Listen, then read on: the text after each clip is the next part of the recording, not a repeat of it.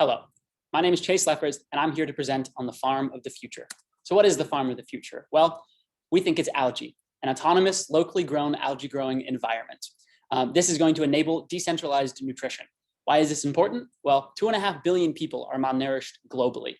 Our system is a self-sustaining algae device that produces food with a fully grown nutrient profile. We plan on working in direct partnership with at-need towns and humanitarian organizations, including social impact groups, to get our algae growing device into the communities at need. We also plan on doing research-based gene editing to maximize the nutrient profile of algae by knocking out a few genes and adding a few in that make algae a fully complete nutrient replacement meal. So a little bit about food insecurity. When was the last time you ate? If it's like me, it was a few hours ago.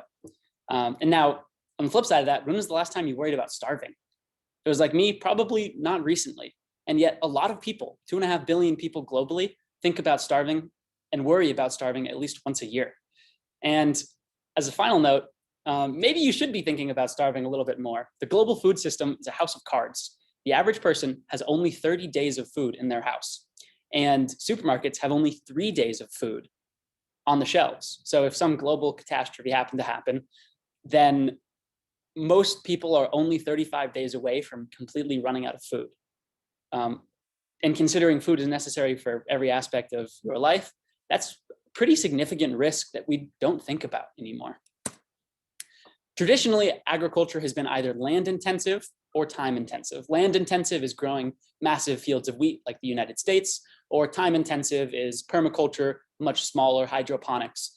Time intensive also generally means a higher initial cost. And both have their own downsides. Time intensive requires a lot more human labor or machine labor, and land intensive, of course, requires vast swaths of land and is probably generally worse for the environment. So malnutrition comes in 3 phases: stunting, wasting, and being overweight, obesity. Stunting and obesity are often very related, as well as wasting, because generally the foods that prevent you from being malnourished are the foods that make you obese in larger quantities. Things like rice and wheat and corn, very cheap staple crops, actually contribute then to malnutrition on the other end. So there's clearly a problem with the foods that we grow. And this problem is one that humanity can't seem to shake. Between 2018 and 2014, global insecurity has actually risen by the number of people, and this is severely insecure people. If you count the broader insecure population, it's even higher. So welcome to the start of a new movement.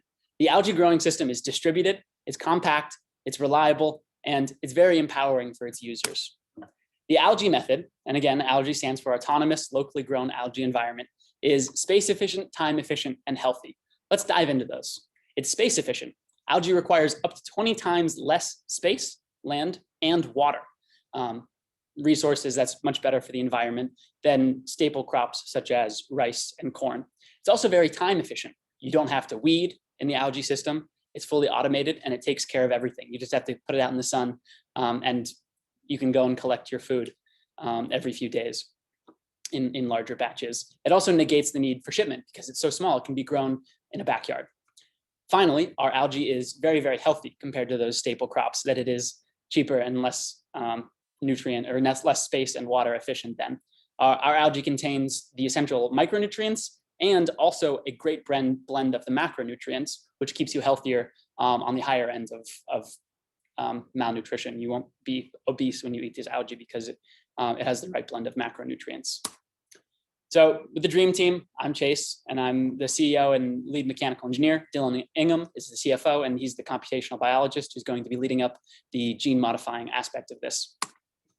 Timeline, we've already completed our first prototype. We hope to have our second prototype complete soon. We're working on that. And we're selecting the genes by the middle of this year. After that, we hope to have a master colony of algae that we can populate new systems with. And we hope to do some community outreach and begin making those connections to really build up our deployment strategy later with these social impact and global food security systems. Then we want to do systems integration and testing towards the end of this year and the middle of next year. So finally, why algae? It's cheaper, easier, healthier, more reliable, and it's very empowering. Thank you.